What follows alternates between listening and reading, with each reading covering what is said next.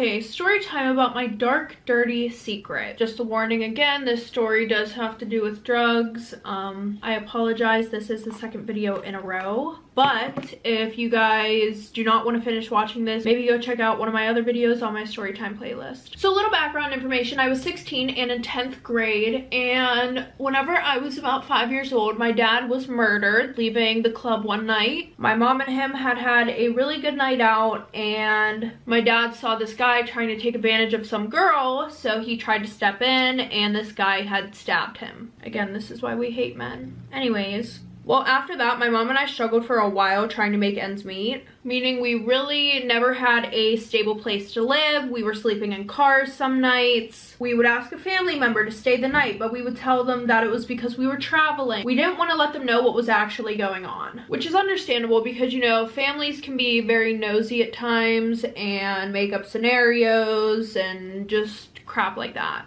Well, all that kind of changed once I was in 8th grade. My mom was working as a waitress and she had met this really nice guy. Well, one thing led to another, they started dating, and he loved my mom so much that he decided to propose. Now, whenever it came to my mom dating guys, I was always very protective over her because I had seen so many men try to take advantage of her before. I've seen men actually take advantage of her before, and after everything that my mom had been through, I just didn't want her getting hurt again. I swear I can never catch a break. There's literally a dog barking down the street, there's a train going, my washer's going. Anyways, back to the story. So he proposed to my mom, they got married, they moved in together, and we were one big happy family, right? Wrong. Well, a few months after moving in together, I started noticing red flags. Not my mother, me.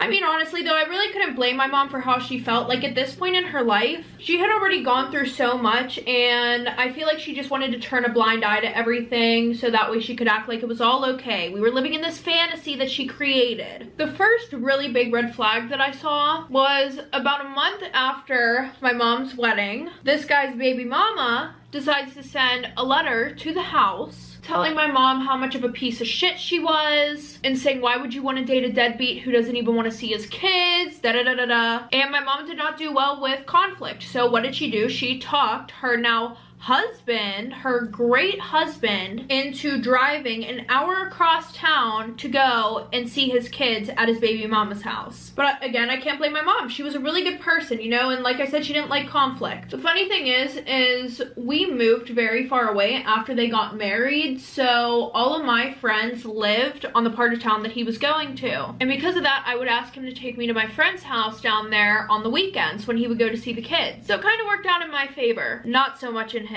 After they sorted through that issue, he stopped coming home some nights. He would have to work late, even though like the whole 6 months that they were dating, he never had to work late or anything like that. So I don't know where this is coming from. Joe. We're gonna call him Joe. Joe's a dick. Well, fast forward, I'm always hearing them argue. And of course, whenever he left, I was the one comforting my mother, telling her that it was okay. You know, just a whole fake shit that I had to put on so that way I wouldn't hurt her feelings. Because she just didn't want to put the glasses on and be like, oh, he's a piece of shit. Of course. Well, then the one day he decided to do something that was the straw to break the camel's back. So this weekend was like any other weekend. He would drop me off at my friend's house while he went to go see his baby mama.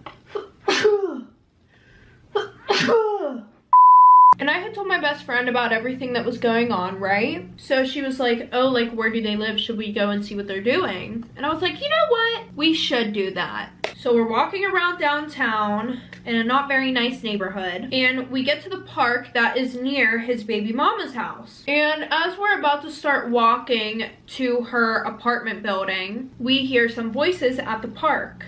What do you know? It's him, his children, and his baby mama. So of course we go, we hide behind some cars, and we watch them. Pretty creepy if you ask me, but you know what? I was trying to help my mother. While I was watching, I had sent him a text and said, hey, like, I'll just walk over. We want to go to the gas station and get some food anyways. He sent me a message back, said, yeah, that's fine, you know, just be here by this time. I was like, cool, good.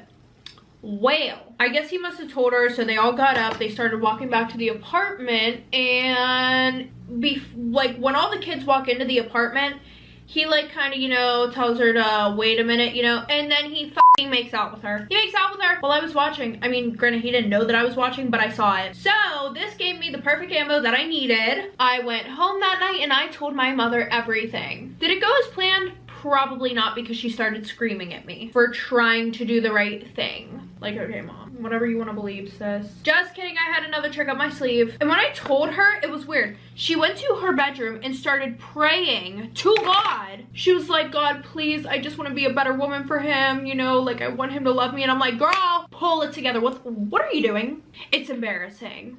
So because I was really pissed off at this point, and I had a little inkling that he may have been abusing my mother, I decided to stalk him. Yes, yes, yes. So usually in the morning before I would go to school, he would ride me into school and everything like that, you know. He would make his coffee.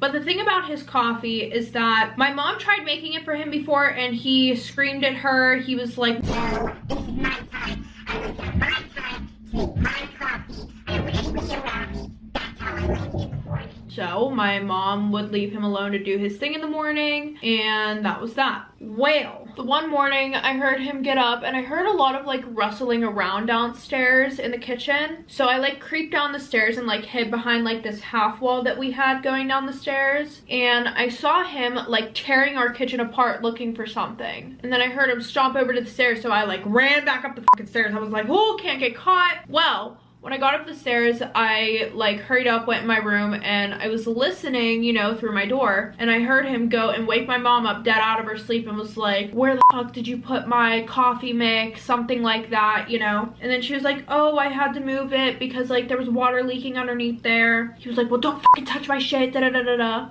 You know, that's the normal reaction that you would have whenever somebody keeps your stuff from being ruined. Right? Wrong. Anyway, so pretty much at this point, I sneak back down to that half wall and I'm just kind of watching him, and I see him pull out this container of coffee mix. It looked like it was like a little tin container, but he instead pulled out a white baggie, a baggie with white powder.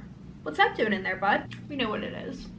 Anyways, and he starts snorting that shit like there's no tomorrow. Like rubbing it on his teeth and shit, like full on crackhead shit. Anyways, well, now that I knew what he did in the morning, I could catch him so easily, get a picture of him doing it or something like that, right? But now I also knew where he hid his stash. Because what was the picture gonna do if my mom didn't even believe me about him cheating on her?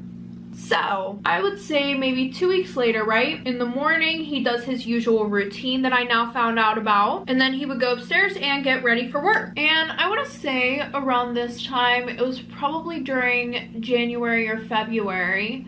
So it was really cold outside. So I yelled upstairs and said, hey Joe, I'm gonna go and warm up the car. He's like, that's great, sweetie. I'll see you downstairs in a minute. Well, on my way to the car, his baggie of white stuff must have just magically fallen into my hands and into the glove box in his car. Oh no. And then maybe another one under the seat. Oh my God, who did that? Me. Anyways, so yeah, that pretty much happened. He drove me to school, period. And on Fridays, I knew that he would stop at the golf club. So that's when I decided to call the cops on him. I pretty much said like, hey, like I walked past this car, I gave them license plate information, and I was like, yeah, no, like I see somebody, it looks like shooting up in the car or snorting something in the car. Yeah. They were like, okay, you know, like we'll go check it out. And I did call from a payphone, okay? Like I was not about to risk my mother finding out about me doing this, because then she would be like, you're just a liar, no, no, no, no, no, like some elaborate bullshit that she would have came up with, okay? To convince herself that her boyfriend is a god. So pretty much the cops call my mom's house, you know, she finds out about it, and my mother hates drugs. She really does, because half of her family was on drugs. So after that, she was crying. She was upset for a while, you know, but eventually she took it for what it was. Turns out though, he also had 3 warrants in another state. So that was cool, you know. Look at me helping out the community. My mom and I did decide to move in with my grandpa, which I was super happy about, because once I was around maybe 10, we had moved further away from them and I didn't get to see them as much, and I never saw my cousins as much either.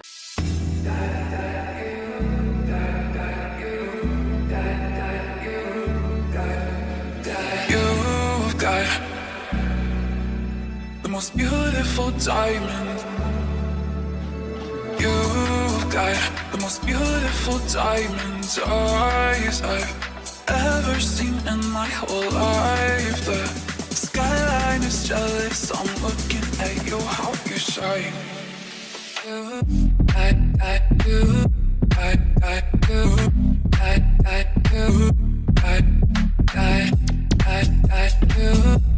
My parents keep insisting that I'm gay, and I'm getting tired of it. About a year ago, I overheard my parents talking about me when they thought that I wasn't around, and I was really surprised to hear that they think I'm gay. I got really angry at them.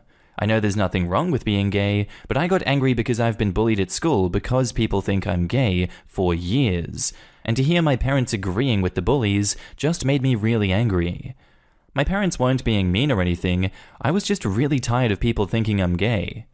Anyway, I got really angry at them, but they never apologized or anything. They just said that they want me to be happy and love me no matter what. I decided I should try to get a girlfriend because I was tired of everyone thinking I was gay.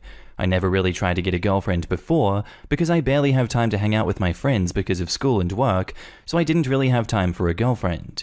But I found a girl that I actually really liked, and she was cool with me not having so much time for her, so it was a perfect match. When I started dating her, my parents again gave me the whole "we love you no matter what" speech, and it just infuriated me that they still thought I was gay.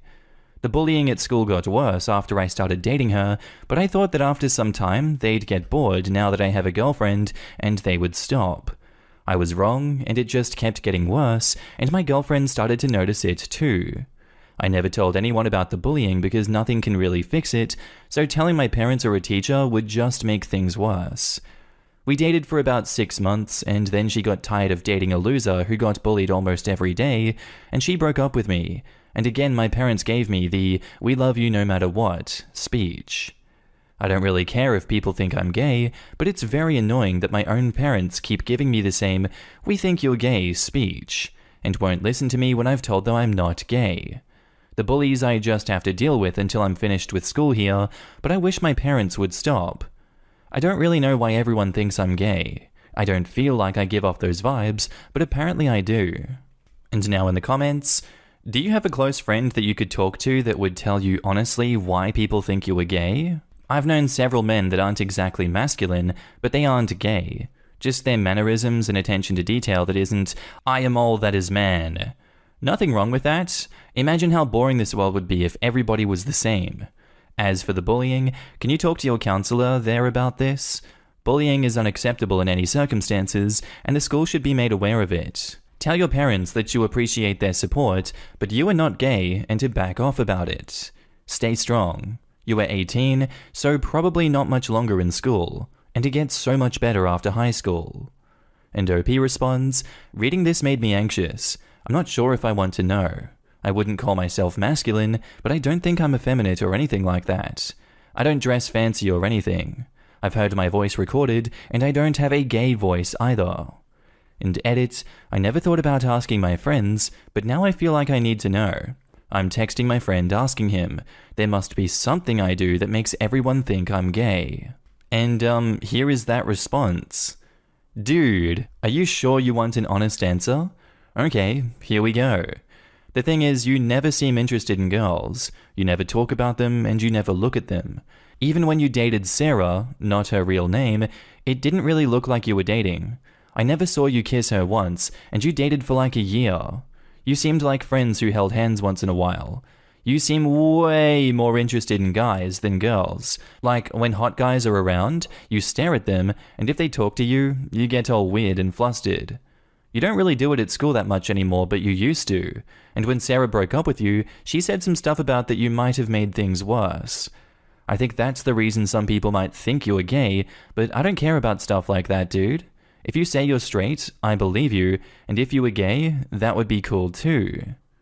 And OP says, "So yeah, I'm a bit shocked I wasn't aware that I did that." So am I right in thinking that your parents want to support you, but in doing that are actually affirming the bullying? Because for parents to sit you down and say that they love you no matter what, makes me think that they would genuinely have no idea that they are making it worse for you. I think you're going to have to tell them. Could you sit them down and explain to them how they are making you feel? In particular, that you feel like they are complicit with your bullying. You'll also have to tell them, for what is, I imagine, the 100th time, that you are not gay, and that their constant speculation as to your sexuality is demeaning and hurtful. It actually doesn't matter if you are or not. Constantly questioning your sexuality is incredibly invasive, even if dressed up in the guise of support. Then, give them some advice on how you would like them to support you. As in, thanks for your concern, but I'm cool. Can you do XYZ instead?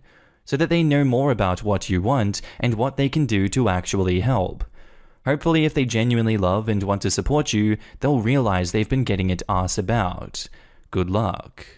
And OP says, I don't really want to tell them about the bullying because I'm worried that they'll see it as a sign that they are in the right, thinking that I'm gay. And honestly, I'm really embarrassed about it. I try not to let it bother me, but it's been going on for so long that I'm getting really sick of it.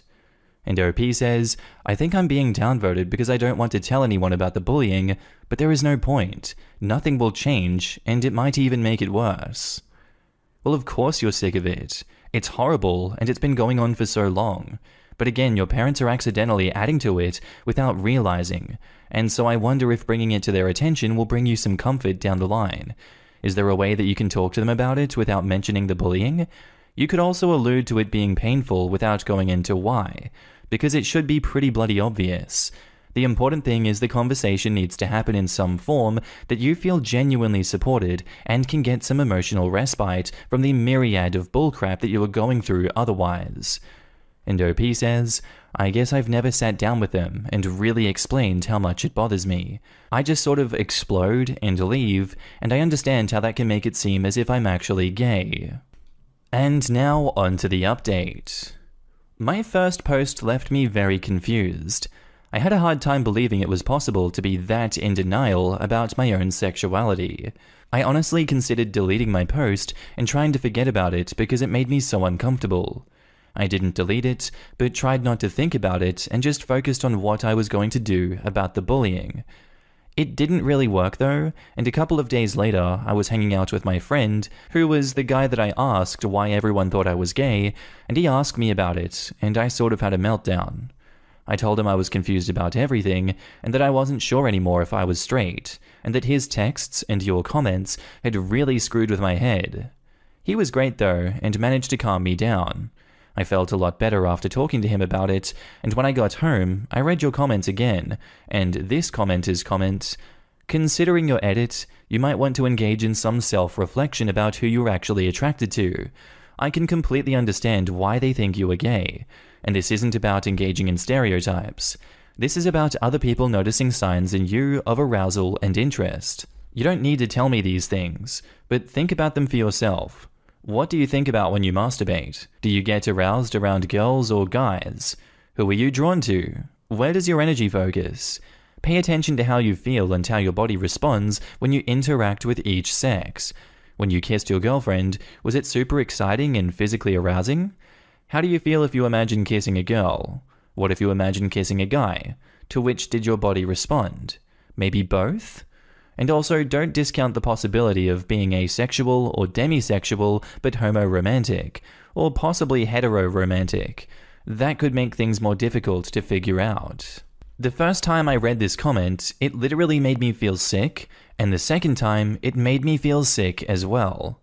That night, I actually took her advice though, and for the first time in my life, I actually imagined what it would be like to kiss a guy, and I'm definitely not straight. I'm not sure if I'm bi or gay, but I'm not straight. I've done a lot of reading and exploring after that night, and it's been difficult to accept it, but I feel like I've come a long way in a short time. I still think it's weird that I was that deep in denial about it though. My whole life I was 100% sure I was straight, and then now I am 100% sure I am not straight. It's weird. I told my friend about it a few days ago, and he was awesome about it. I knew he would be okay with it, but I was still nervous. I haven't told my parents yet, and I'll probably wait until I have it more figured out. I haven't decided what to do about the bullying though. I feel like it won't bother me as much anymore, and maybe if they see that I don't really care, they'll get bored of it. I just hope it doesn't get worse. I just wanted to update you guys and thank you for your advice and comments. It literally changed my life, and I'm not sure how long I would have kept living in denial if it weren't for you guys. So thank you. And now in the comments, for the record, considering your experiences with bullying, I don't find it strange at all that you didn't notice your true sexuality. Gay has been used as a slur against you, and few people want to associate themselves with a slur, even if you personally have nothing against gay people.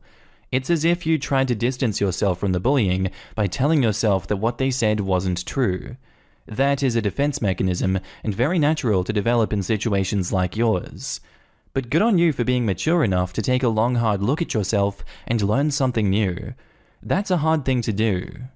And OP replies, that's a good point. I'm also really stubborn, so when the bullying started, it just made me more convinced that I was straight because I didn't want them to be right. Reading the comments in this thread has made me feel better too. Apparently it's more normal to be in denial about your sexuality than I thought. The trick with this type is, you can't tell them before they know, lol. I'm a queer person. Have had many friends I knew who were also queer people, but they didn't know yet.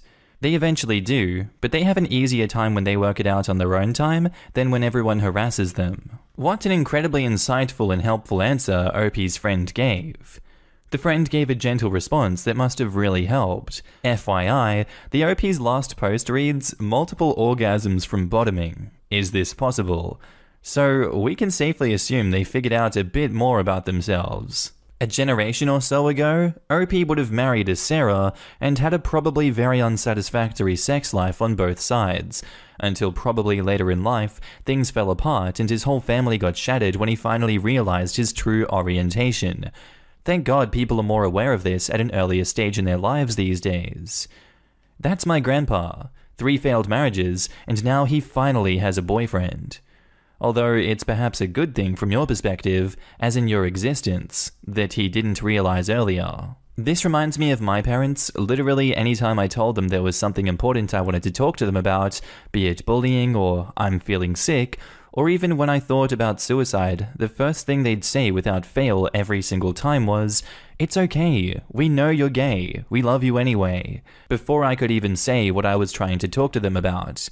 Eventually, I realized I wasn't completely straight and thought I was bi, and when I came out, they told me I was just saying that for attention, and they knew I was really straight. Now I identify as pansexual, and no one but my wife knows that I've ever been with a man.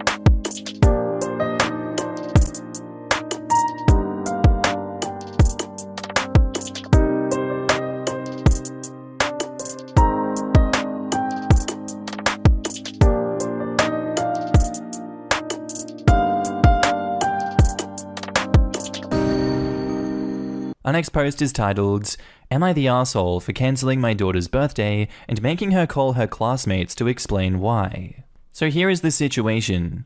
My daughter Abby just turned 11 and was supposed to have a birthday party last month with the girls in her class. She's autistic and has ADHD that we haven't found the right treatment for. So she struggles to make friends, and this would have been the first non-family party that she has had. In the last few months, Abby went to 2 other birthday parties where the whole class was invited, which is why she asked to have a larger friend party this year in our backyard. Unfortunately, because of the timing, Taylor, her best friend, wouldn't be able to make it because her family was out of town. The day before the party, I was letting Abby use my phone to give her classmates the time and location information, and I overheard this exchange. The other girl says, "Is Taylor going to be there?"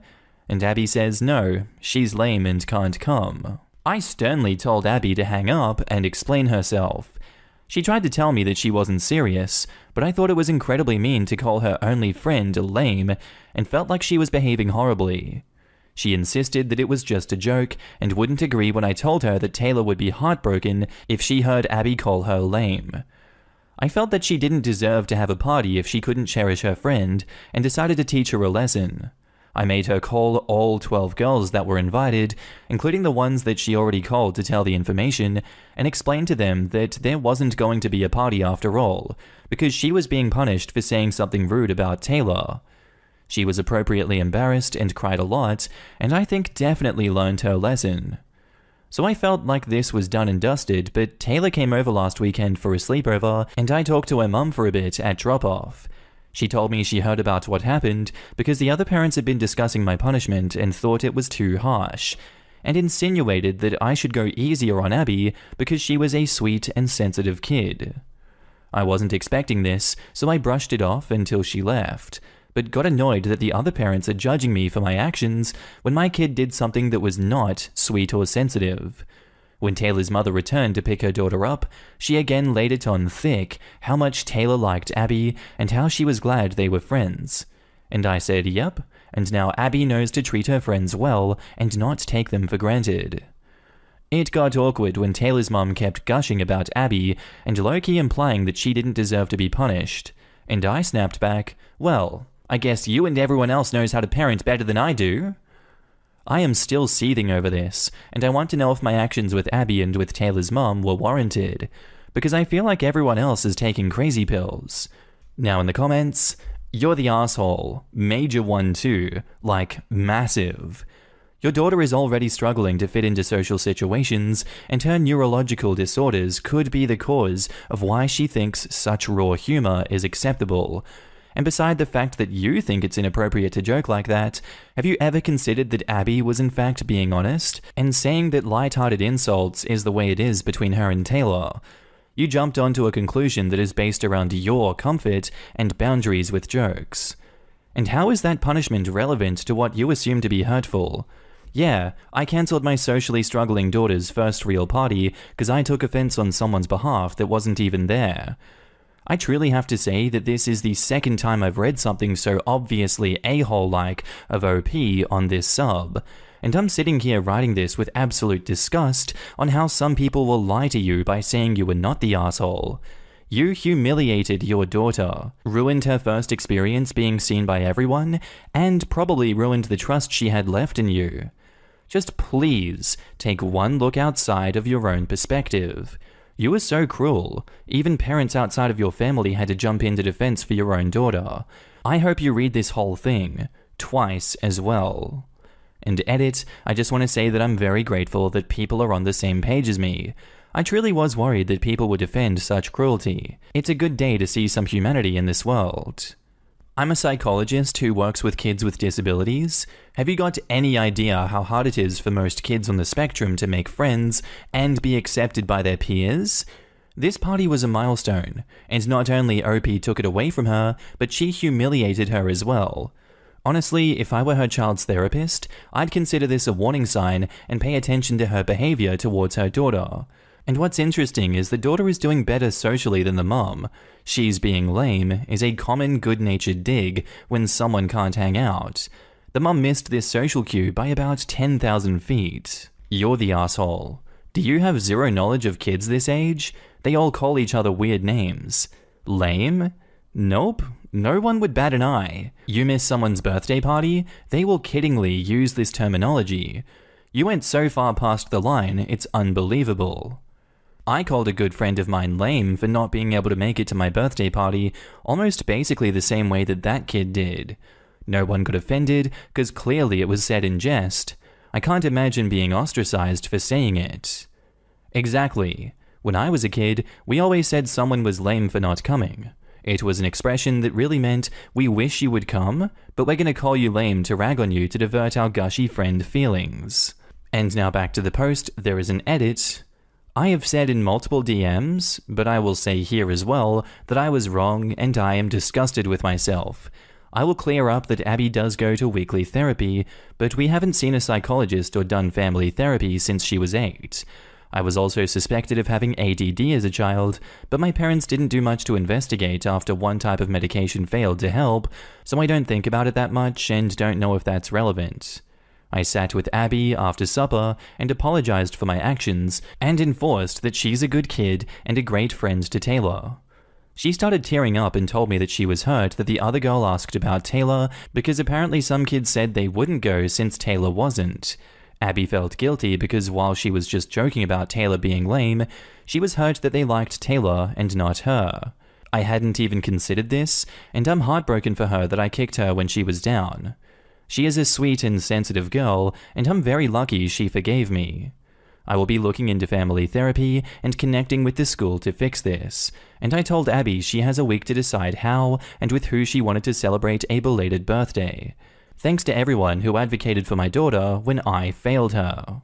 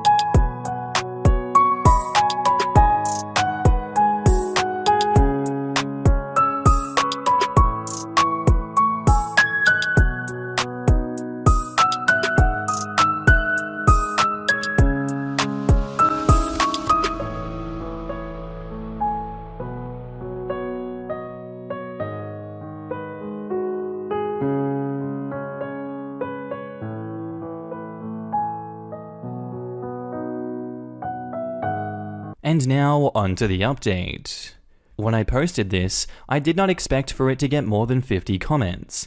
So when it did, I was blown away and honestly overwhelmed. Some people called this story out for being fake, and the funny thing is that it kind of was and wasn't. I'm Abby, fake name, not Abby's mum. And the day I posted this story, I'd been thinking about some not-so-cool experiences from my childhood and was kind of ruminating on this one. This was maybe the second time I remember being traumatized by my mum, but the first one I remember all the details clearly.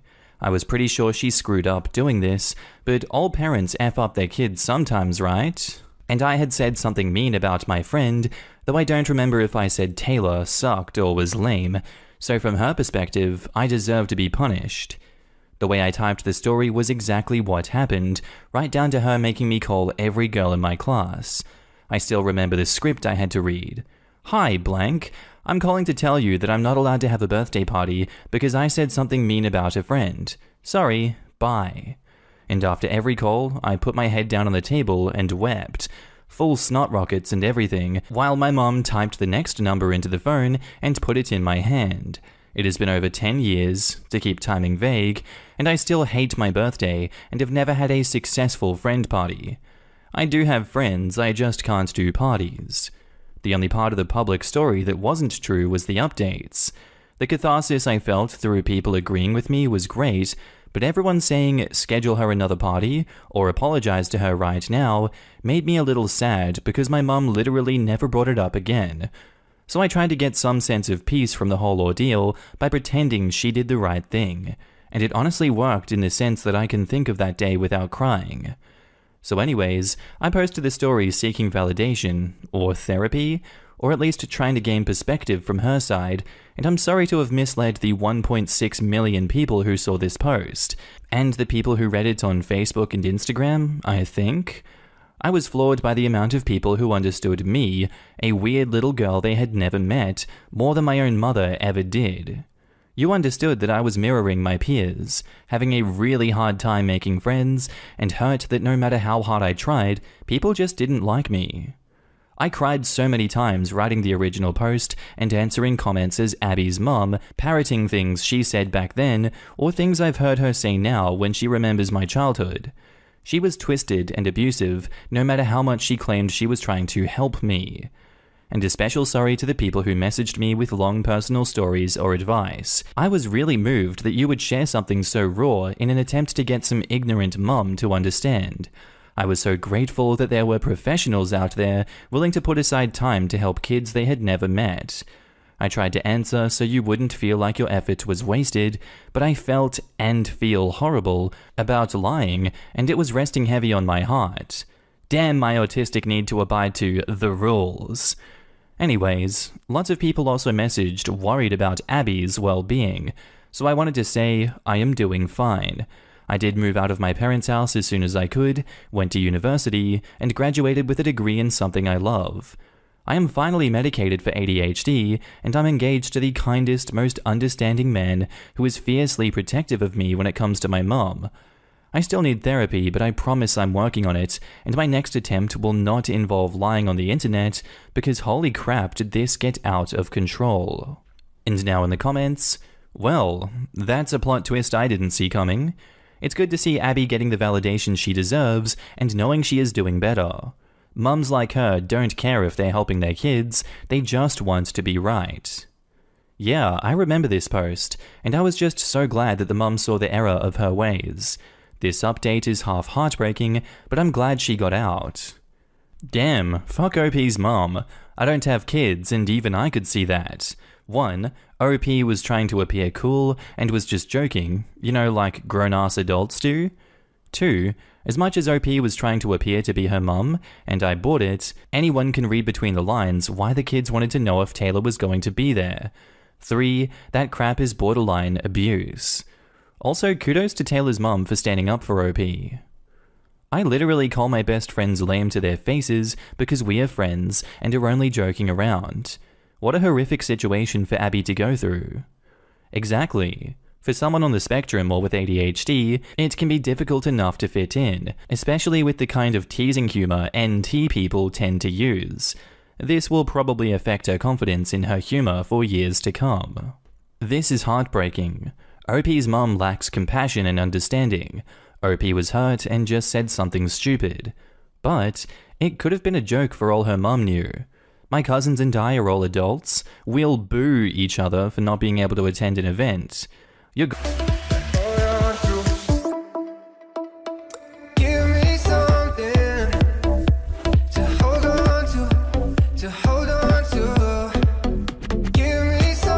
Storytime about how my boyfriend cheated on me with his best friend's sister. So a little background information, I was 15 and in 9th grade, and we're gonna call my boyfriend Alex. Alex and I had been together for 6 months, and at the beginning of our relationship, his best friend, who we're gonna call Caleb, him and I literally despised each other. But Alex would always want all 3 of us to hang out, so we decided that we had to get along. So we decided to keep it civil only when we were with Alex. Well, fast forward, all of a sudden, Caleb's grown-ass sister starts hanging out with Caleb and Alex 24/7. And it was weird because she was like a senior hanging out with a freshman. But I didn't think anything of it at first. Well, then, out of nowhere, while I was at school, like a week later, Alex says that him and I need to have a talk. So we start walking away from Caleb, and as we're walking away, Caleb looks at me and gives me, like, this good luck look. Then he told me that he wanted us to take a break. Like for part 2. Part 2 about how my boyfriend cheated on me with his best friend's sister. So like I said, he tells me that we need to talk, and then he goes, I think we should take a break. Like, what do you mean take a break? Well, funny thing, throughout this whole break, he was still being touchy with me, still acting like we were in a whole ass relationship. And the whole time I was acting like I was fine, so that way I didn't want him to feel bad for me and felt like he had to get back together with me. And he was acting like nothing happened. Like I said, it was getting to the point where all my friends had started asking if him and I were back together. And I had to be like, no, we're not back together yet. Well, then Friday rolls around, aka 2 weeks later, and he tells me that he misses me. Shocker. So then he said he wanted to get back together. I said yes, obviously, because I still really liked him and I was a dumbass not to see the red flags. Well, now that it was second time around of us being together, I started to notice the first flags that I didn't notice in the beginning of our relationship. Like the one time he went to the mall with his friends and he gave these girls his Snapchat. He wasn't going to tell me about it, but then his friends told me, like for part 3.